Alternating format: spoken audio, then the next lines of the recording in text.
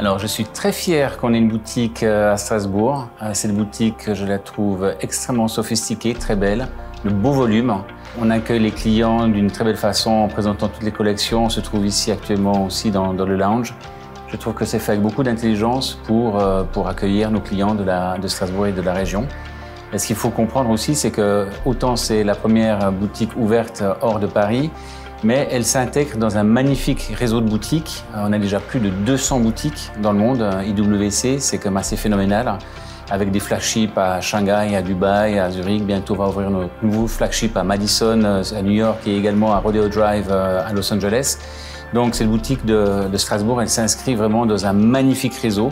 Et on est très fiers que Strasbourg fasse partie de ce réseau aujourd'hui avec cet espace, encore une fois, qui me plaît beaucoup.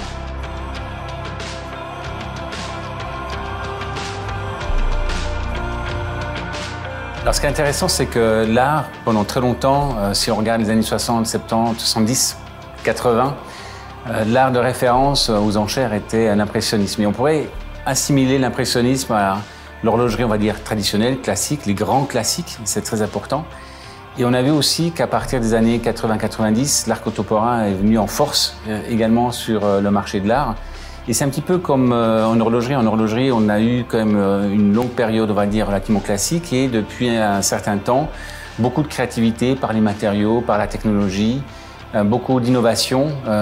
Et également, je trouve que ce rapport entre certaines marques qui bouleversent un petit peu le paysage traditionnel, classique, horloger, tout en ayant ce paysage horloger classique qui reste très très fort, c'est comme si on continue de faire cohabiter, comme aujourd'hui, l'art contemporain avec l'impressionnisme ou l'art moderne.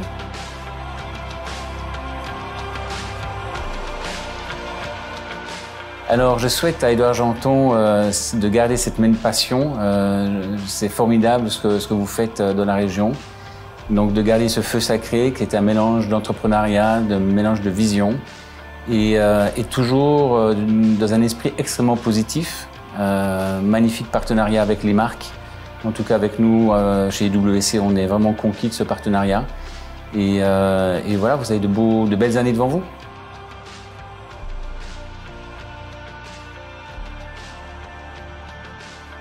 Alors je vois clairement Édouard Janton comme le nom de référence pour l'horlogerie de luxe dans la région et on va tout faire pour vous soutenir.